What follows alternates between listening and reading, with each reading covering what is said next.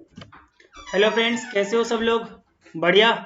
मैं बता दूं, मैं भी बहुत बढ़िया हूँ। तो फ्रेंड्स, आपने मेरी प्रीवियस वीडियोस देखी होगी और देखने के बाद आपको ऑलमोस्ट परचेज का कोई सा भी बिल हो वो चढ़ाना आ गया होगा, उसकी अकाउंटिंग करना आ गई होगी।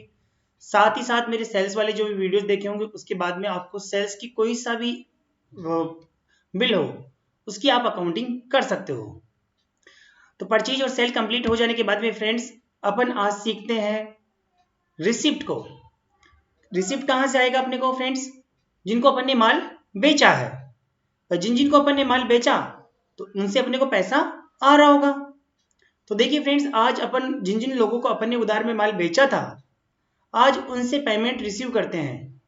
तो रिसिप्ट की एंट्रीज कैसे होगी, तो ये सीखने के लिए अपन चलते हैं अकाउंटिंग वाउचर्स में। ठीक है फ्रेंड्स, और अकाउंटिंग वाउचर्स में अगर आपके पास, इसके लिए वी प्रेस किया मैंने और F6 प्रेस करने के बाद में मैं यहां आ जाता हूं अकाउंटिंग वाउचर्स में। फ्रेंड्स, मैं आपको बता दूं, आपके सामने अगर डेबिट और क्रेडिट यहां पे नहीं आ रहा है, आपके पास में कैसा फंक्शन आ सकता है स्टार्टिंग में, मैं आपको एक बार वो करके दिखा देता हूं। आपके पास में ऐसी प्रोसेस आ रहा होगा। फ्रेंड्स देखो, इससे भी रिसिप्ट की एंट्रीज कंप्लीट हो जाएगी, लेकिन ये सिंगल एंट्री मोड पे है और अपन रिसिप्ट और पेमेंट को डबल अकाउंटिंग, जो डबल एंट्री सिस्टम होता है, दोहरा लेखा प्रणाली, इसको बोलते हैं डबल अकाउंटिंग सिस्टम, दोहरा लेखा प्रणाली, तो उसके बेस पे पढ़ रहे हैं। तो अपन अभी क्या करेंगे कि दोहरा लेखा प्रणाली के अकॉर्डिंग ही अपन क्या करेंगे, एंट्रीज को कंप्लीट करेंगे। देखिए फ्रेंड्स, इकहरा लेखा प्रणाली और दोहरा लेखा प्रणाली में एक अंतर है। एक चीज, दोहरा लेखा प्रणाली में जितना डेबिट हुआ है उसके इक्वली क्रेडिट होगा। Debit are equal to the credit, ये दोहरा लेखा प्रणाली का रूल है। हाँ, हो सकता है डेबिट में दो आइटम डेबिट हो रहा हो और एक आइटम क्रेडिट हो रहा हो, लेकिन उनका जो अमाउंट है डेबिट और क्रेडिट का, वो हमेशा इक्वल होगा। तो इकहरा लेखा प्रणाली के तहत अकाउंटिंग करना बहुत आसान है फ्रेंड्स, वो भी अपन सीखेंगे। लेकिन पहले अपन दोहरा लेखा प्रणाली के अकॉर्डिंग ही अकाउंटिंग करना सीखेंगे। उसके बाद मैं एक या दो क्लासेज में आपको बहुत आसानी के साथ में जो इकहरा लेखा प्रणाली है, सिंगल अकाउंटिंग कंसेप्ट है, उसके अकॉर्डिंग एंट्रीज करना सिखा दूंगा। तो अभी के लिए क्या करेंगे, आपके पास में ये इस प्रकार से स्क्रीन आ रहा होगा, देखिएगा। तो ये सिंगल एंट्री सिस्टम मोड पे, सिंगल एंट्री सिस्टम मोड पे है। तो इसके लिए मुझे क्या करना होगा, F12 पे आना होगा, कॉन्फ़िगरेशन पे, और देखिएगा यहाँ लिखा हुआ है इसकी डेट, ये तो कंटिन्यू रहेगा। यहाँ लिखा हुआ है use single entry mode for payment, इसको आपको नो करना है। ठीक है, और नो करते हुए आगे बढ़ जाना है। और देखिएगा यहाँ लिखा हुआ आ रहा है यूज CR और DR इंस्टेंट ऑफ टू और बाई, तो इसको आपको यस प्रेस कर देना है। ऐसा कर देने के बाद में आपको या तो एंटर एंटर प्रेस करना है या कंट्रोल A कर देना है। तो ऐसा होने के बाद में फ्रेंड्स, आपके पास में DR और CR के फॉर्मेट में आ चुका है। और ये कैसा है, ये डबल अकाउंटिंग सिस्टम कंसेप्ट है, जो अपना दोहरा लेखा प्रणाली, उसके तहत अपनी सारी अकाउंटिंग यहाँ पे होके चलेगी। फ्रेंड्स, मेरे पास में कुछ एग्जांपल्स हैं, तो उन्हीं को आप आगे कैरी करेंगे और उन्हीं से आप प्रैक्टिस करेंगे मेरे प्रैक्टिस सेट से। तो देखिएगा फ्रेंड्स, अपन एग्जाम्पल की तरफ चलते हैं। देखिए फ्रेंड्स, मेरे पास में ये कुछ एग्जाम्पल्स हैं जहां से मुझे रिसिप्ट आई है, जिनसे मुझे पेमेंट मिला है। अर्जुन जी हैं जिन्होंने मुझसे माल खरीदा होगा पहले, श्योर है उधार में, और अर्जुन जी ने मुझे पैसा दिया। ऐसे ही बहुत सारी पार्टियां हैं जिन्होंने मुझसे क्या किया है, माल खरीदा है उधार में, और आज उनसे मुझे पेमेंट आ रहा है। देखिए फ्रेंड्स, पेमेंट जो आएगा वो दो, मोस्ट तो दो ही तरीके से आएगा, या तो वो केस में आ रहा होगा या वो बैंक में आ रहा होगा। अब बैंक में आने के बहुत सारे तरीके हो सकते हैं कि वो कोई अपने को चेक दे सकता है, कोई चाहे तो अपने को फोन पे, पेटीएम, गूगल पे, यूपीआई वगैरह, या RTGS, NEFT, IMPS, कुछ भी मोड हो सकता है। लेकिन अल्टीमेटली पेमेंट कहाँ आएगा अपना, अपने बैंक में आएगा। तो एक तो बैंक के बहुत सारे पेमेंट के रिसीव करने की सोर्सेज हो सकते हैं बैंक में, और एक आएगा अपने को केस में। तो मतलब दो ही तरीके से अपने को पेमेंट आएगा, या तो केस में आएगा अपने पास में पेमेंट पार्टी से, या अपने बैंक खाते में पेमेंट आएगा। हाँ, कभी कभी ऐसा भी हो सकता है फ्रेंड्स कि कुछ पैसा कैश में आ जाए और कुछ पैसा अपने को बैंक में आ जाए। मतलब कैसी सिचुएशन होगी कि किसी पार्टी से मान लो अपने को कोई पैसा मांगते हैं 30,000 रुपए, और उन्होंने क्या किया, अपने को 12,000 रुपए कैश दिया और बाकी का पेमेंट उन्होंने कहा कि लो भाई साहब बाकी का चेक ले लो। तो पार्टली पेमेंट तो अपने किस में मिला, अपने को कैश में मिला है, और पार्टली पेमेंट अपने को किस में मिला है, बैंक अकाउंट में मिला है। ये एक तीसरी सिचुएशन हो सकती है पेमेंट आने की। अगर इनके अलावा और कोई भी सिचुएशन पेमेंट आने की नहीं बन सकती। देखिए यूपीआई, फोन पे, पेटीएम, गूगल पे मैं पहले ही बता चुका हूँ, ये सब कुछ आएगा तो पेमेंट तो तुम्हारे अकाउंट में ही आएगा ना अल्टीमेटली। तो उन एंट्रीज को कैसे कंप्लीट करते हैं वो अपन सीखते हैं। ठीक है, मेरे पास अभी है अर्जुन कुमार जी, तो इन्होंने मुझे 8,000 रुपये का पेमेंट किया है और वो भी कैश में किया है। तो मैं टैली की तरफ चलता हूँ और मेरी जो पेमेंट रिसीव करने की एंट्री क्या बनेगी फ्रेंड्स। देखिए फ्रेंड्स, आपको एंट्रीज बनाना आना चाहिए और आपको गोल्डन रूल्स मेरी जो अकाउंटिंग के हैं, एक मेरा सेपरेट वीडियो है गोल्डन रूल्स पे, आप उन्हें देखें और वहाँ से अकाउंटिंग एंट्रीज कैसे बनती हैं वहाँ से सीखें। फिर भी मैं आशा करता हूँ कि आपने मेरा वो वीडियो देखा होगा, नहीं देखा तो कोई बात नहीं, अभी बने रहो, फिर जाके देख लेना और वहाँ से प्रैक्टिस करना एंट्रीज बनाने की। देखिए फ्रेंड्स, आपको एंट्रीज जब तक नहीं आएगी तब तक आप अपने आप से अंदर से एक फीलिंग्स नहीं आएगी कि आप एक बहुत अच्छा अकाउंटेंट हो। एंट्रीज का आना बहुत ज़रूरी है, कॉन्फिडेंस के लिए भी और प्रोफेशनली भी। ठीक है फ्रेंड्स, मेरी बात का ख्याल रखेंगे। अब देखो पेमेंट आने की एंट्री क्या बनती है। आपको पेमेंट रिसीव हुआ है, आप अकाउंटेंट हो अपनी फर्म के, आपके यहाँ पेमेंट आया है। तो देखो इंग्लिश की बात करें तो आता है कि डेबिट द रिसीवर और क्रेडिट द गिवर। ये कहता है गोल्डन रूल। गोल्डन रूल क्या कहता है इंग्लिश में कि डेबिट द रिसीवर और क्रेडिट द गिवर। हिंदी में बात करें कि पाने वाले को डेबिट करेंगे और देने वाले को क्रेडिट करेंगे। ठीक है फ्रेंड्स, और एक गोल्डन रूल होता है कि जो वस्तु व्यापार में आती है उसको डेबिट करेंगे और जो वस्तु व्यापार से जाती है उसको क्रेडिट करेंगे।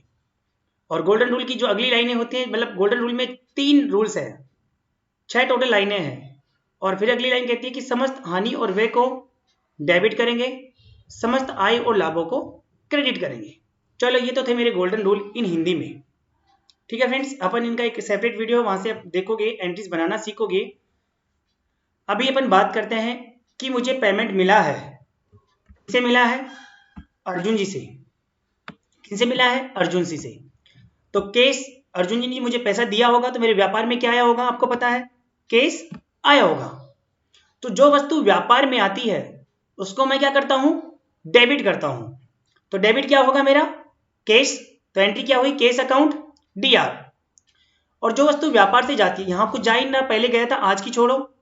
अगला है पाने वाले को डेबिट करेंगे। पाने वाले देने वाले जब अपन खुद रहेंगे उसको इग्नोर कर देंगे, अगले वाले में चलेंगे, देने वाले को क्रेडिट करेंगे। देखिए इसमें देने वाला कौन है, अर्जुन कुमार। तो एंट्री मेरी क्या बनी, जो वस्तु व्यापार में आती है उसको मैं डेबिट करता हूं, केस अकाउंट डीआर हुआ, और देने वाले को मैंने क्रेडिट किया। तो देने वाला गिवर कौन है यहाँ पे, अर्जुन जी। तो अर्जुन जी क्या होंगे, क्रेडिट होंगे, सीआर होंगे। क्रेडिट का मतलब क्या होंगे, सीआर। तो देखिएगा मेरा अर्जुन जी क्या होंगे, सीआर। तो सीआर में कौन आएगा, अर्जुन जी जिन्होंने मुझे पेमेंट दिया है। देने वाले को क्या करेंगे, सीआर करेंगे। अर्जुन जी ने मुझे कितना पेमेंट दिया, 8,000 रुपए। तो है डेबिट। मैंने कहा कि जो वस्तु व्यापार में आती है उसको मैं डेबिट करता हूं। तो अर्जुन जी ने मुझे पेमेंट दिया तो अपने व्यापार में क्या आया, अपन किसके अकाउंटेंट है, हमेशा अपने को अकाउंटेंट रखना है व्यापार का। हम किसके अकाउंटेंट है, अकाउंट व्यापार के। तो व्यापार में अर्जुन जी से पेमेंट आएगा तो वस्तु क्या आएगी अपने अकाउंट व्यापार में, केस। तो केस को क्या कर देंगे, टीआर, केस अकाउंट टीआर।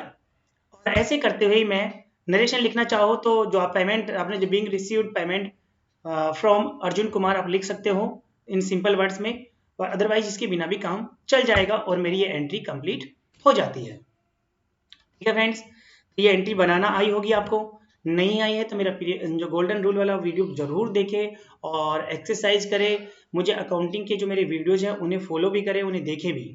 ठीक है फ्रेंड्स, ओके। अब है मेरा अगला पेमेंट आता है अर्जुन जैन जी से। देने वाले कौन है मुझे पेमेंट, अर्जुन जैन। तो जो देने वाला क्या होगा मेरा, क्रेडिट होगा, ये तो फिक्स हो गया है।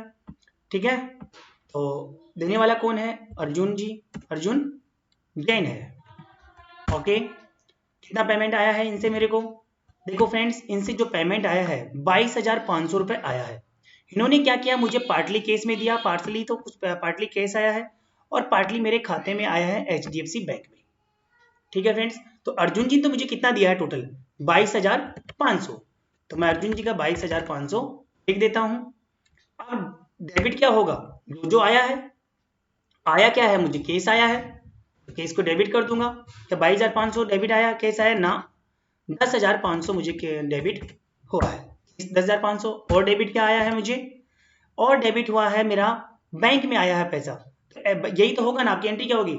Bank account DR, cash account DR to Arjun. क्या एंट्री होगी आपकी? Bank account DR, cash account DR, Arjun. ये कौन से बैंक में आया है? ये मेरा आया है HDFC में।